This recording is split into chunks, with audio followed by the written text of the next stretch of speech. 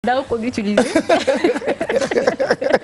allez Aïssatou Paye Fall ñu waxtaanee aada ak cosaan tey bëri nañu ay livres yoo ñuy présenter d'abord. waaw tey moom defe naa ne 3 livres à présenter waaye bi si njëkk benn livre la bu tudd Tu seras enseignant mon fils Thierno Souleymane Diop moo ko bind particularité bi nag lan moo tax ñu taxaw si c'est un homme âgé mi ngi am 97 ans il est bientôt centenaire et c'est son livre c'est un premier livre qu'il a écrit ndax moom ci wàllum enseignement la nekkoon balaa muy dem si yeneen xeetu liggéey donc il a été enseignant pendant longtemps donc carrière am boobu nag la jël tënk ci benn livre wax ne enseignement c'est un sacerdoce wane ne jàngale naka la enseignant war a mel ak importance bu mu am. C'est comme genre mémoire quoi.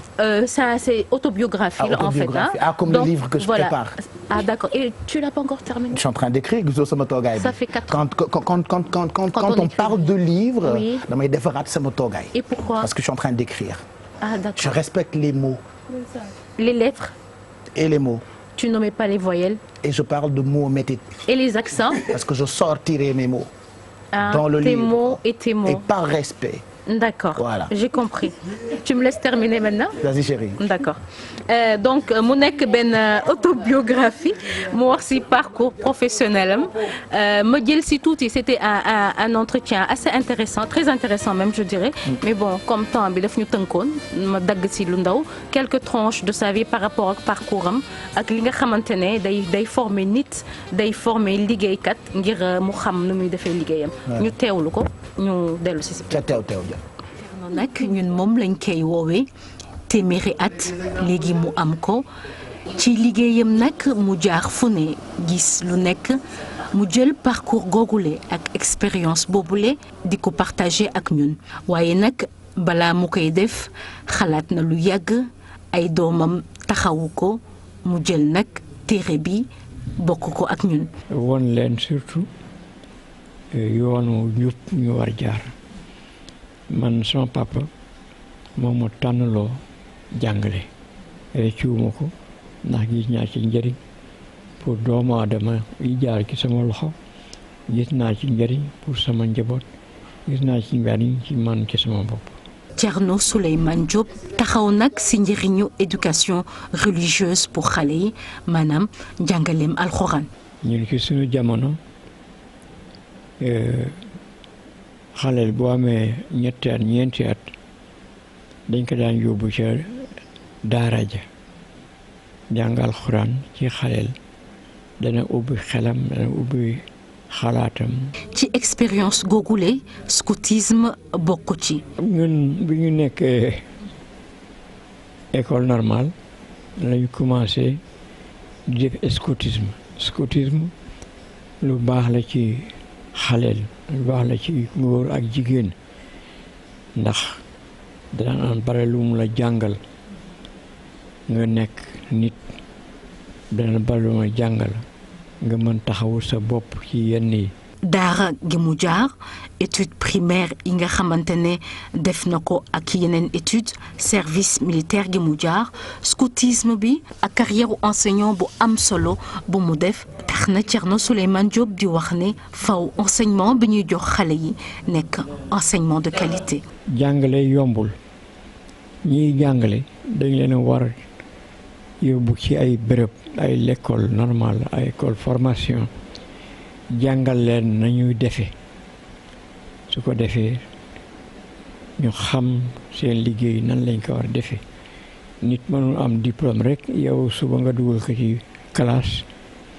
ci biir téere bi le nag muy wax lan moo tax jàngale nara nekk sacerdoce muy wone nag valeur yi nga xamante ne wax nañ ci taxaw ngir rek ndaw ñi nga xamante ne ñoo nara lire téere bi xam fan la ñuy teg seen tànk. Tu seras enseignant mon fils c'est un livre bu Thierno Souleymane Diop il aura bientôt 100 ans. waaw léegi mu am téeméeri at. donc genre yooyu je dis que c'est comme on dit ce sont des bibliothèques. Donc on dit un vieillard qui part c'est une bibliothèque qui brûle. xam-xam kese lañu. et voilà c'était un plaisir de discuter avec lui. voilà donc mu xamal ma lu bari. donc ci tënk daal livre bi 15 chapitres la. mu wax ci parcours am bi muy nekk ndaw bi muy dooree daara. nu muy duggee jógee l'école ni muy nekkee enseignant ni mu fay jógee dem si yeneen xeetu level si maanaam ci wàllum liggéey waaw ci xeetum liggéey ba donc lu am solo la mu nekk téere bu am solo bien sûr c'est l'expérience qui parle et en fait moom lu mu njëkk wax mooy ne il voulait pas être instituteur léegi nag en fait c'est un souhait de son père nee na moom dafa bëggoon liggéey ci wàllum ay impôts ak yooyu mais papa ji ne ko bul liggéey ci wàllum xaalis ndaxte suñu biir kër amul kenn kuñ si mës a téye pour malversation léegi nag mu ne ko nekkal instituteur ndax dafa nekk loo xamante ne da ngay jëriñ askan bi da ngay former ay nit te surtout ndaw yi ngay tàggat di nga def si loo xamante ne ñoom dinañ mun jëriñ seen bopp jëriñ seen njaboot jëriñ askan wi donc mu nekk daal benn autobiographie mu nekk livre bu am solo tu seras enseignant mon fils un livre à lire voilà deuxième livre voilà donc le livre que je vais présenter Farida Atoissi c'est une Comorienne ça s'appelle Sous le voile du bonheur Cheikh Hamidou Kane moo ko préfacé donc mu nekk benn livre si maanaam muuru avec tout ce que ça engendre voilà nga koy def nekk si benn société moderne donc Farida Atoissi dafa def comment on dit donc dafa bind livre bi Sous le voile du bonheur pour déjà aborder la question de la femme dans la société africaine pour xool surtout dans une société moderne voilà tu te voiles tu es comorienne tu es mariée à un étranger koo xamante ne du comorien comme moom papaam xaw ko si ŋàññi noonu voilà donc l'instruction de la femme aux Comores ak yëpp donc lépp ngi si livre bi Sous le voile du bonheur de Farida Atoissi je peux voir voilà Cheikh Hamidou Kane moo ko préfacé Cheikh Hamidou Kane je pense que recevoir nañu doomam si je ne me trompe il y a quelques mois de cela muy bind livre astafurlah xaw ma parce que damay je perds il m'arrive de perdre les pédales sa petite sœur sœuram là day bind c'est sa petite fille. C'est sa petite fille. Voilà. Donc sëtam on l'avait reçu elle était venue nous présenter son livre elle aussi elle a pris le train de la vie c'est ça donc livre bi nu mu tudd Sous le voile du bonheur. Pas mal aux éditions Harmattan. Voilà. Donc on continue avec Clap Ivoire ak Molly Kane bi nga xamante ne film bi góom bi am na 5 prix. Meilleure fiction, meilleure actrice. Trophée Coca-Cola, meilleur acteur et voilà donc 5 prix pour Molly Kane donc ren jëlul grand prix Ouma bi comme daaw Kajata Sow bi nga xamante ne moo ko jël. Voilà. Agenda culturel. Donc Ali Beta va sortir un clip day def conférence de presse suba maison des cultures urbaines à Ouakam clip bi nag mi ngi tudd Wiri Wiri et puis il y a un peu de sérieux quand même laissez la fille tranquille reprends donc samedi non tu me laisses déglu ma tu me laisses léegi dama bëgg nga souffler et tu reprends le chapeau voilà souffle et reprends voilà pour ñu gën a dégg li ngay wax. D'accord donc Ken Bougoul samedi day am benn rencontre littéraire ak groupe bi nga xamante ne ñu ngi ko tuddee les dimanches littéraires. Donc Ken Bougoul va parler de son livre Le Baobab Fou. Il y aura Vendredi Slam ñoom ñooy def première partie bi. et waaw voilà et en ce moment. donc. doomu Thiendou ji day salaam bi doomu grand Thiendou la waa kër Thiendou yi dañuy salaam dema.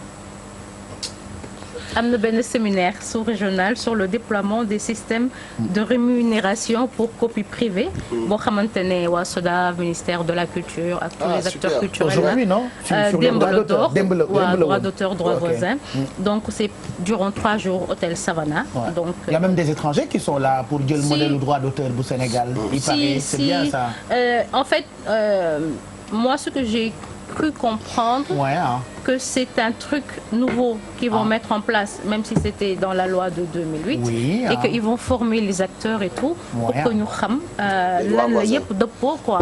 Voilà xam seen yéeye ak loolu. Parce que boo defee sa benn tableau nga jaay ko benn chinois. léegi copie yi ñuy def ak yëpp li nga xam si ay règles yu ñu koy tëral pour nga xam yow collecte xaalis bi yow naka la ñuy def pour li voilà. Et c'est très important aussi que les artistes ñoom seen bopp ñu mën a dem def formation yooyu c'est gratuit je pense que am na suñu bëri yom jot nañu ko def ñu xam ne SODAV actuellement macha allah moi j'avais fait la formation en droit bon si j'avais fait la formation donc Aziz Dia moom ko defoon ngeen toogal ni donc SODAV actuellement ñu def liggéey macha allah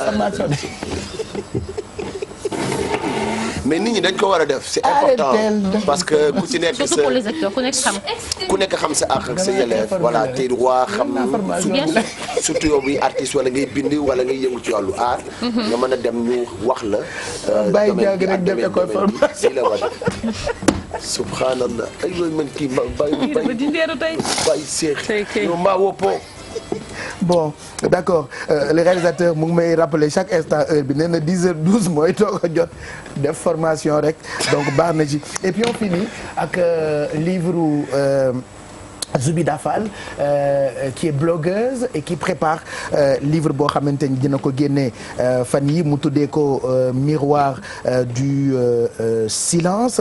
Alors Zoubida faut le rappeler nekk na blogueuse parce que ñu ngi koy suivre tout le temps ci page Facebook am mu tuddee ko du coq à l'âne. Il lui arrive de faire des lives yoo xamante ni ça intéresse plus d'un, mais c'est un livre qui sortira très prochainement d'ailleurs. Ouais, c'est son premier recueil hein. Donc si li ma jot a xam parce que j'ai pas lu.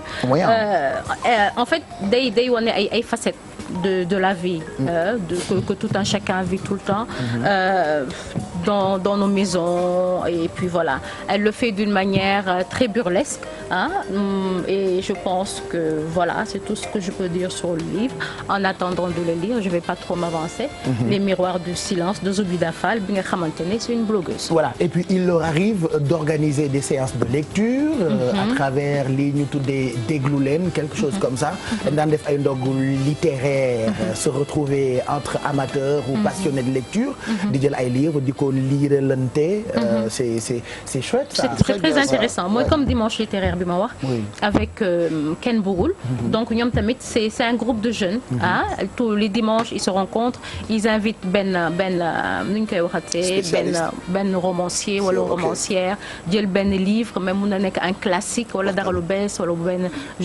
jeune écrivain bind ñu dellu si waat si xam nga waxtaan si et je pense que c'est très intéressant ça pousse les gens même boo liirul sax livre bi boo demee buñ si waxtaanee di nga xam en quelque sorte lan moo tënku ci biir livre boobu donc ça s'appelle Les miroirs du silence ak écrivaine bii di Zoubida Benjeloun Fall un livre qui paraîtra très prochainement et voilà on vous donnera datu lancement livre bi parce que c'est un voilà quoi c'est un livre qui parle de quand même beaucoup de choses on va lire encore pour vous expliquer naka la ko nara génne fii ci Sénégal ça vous permettra de mieux comprendre il faut lire la lecture elle est importante Merry yaa ngi nelaw ci plateau bi mais y a pas de problème oui il faut lire ah yow da ngaa bind moo tax ma lay laaj loolu en fait da nga bind moo tax may leen ma musuwaat ma fob samay bët damaa ree ba jooy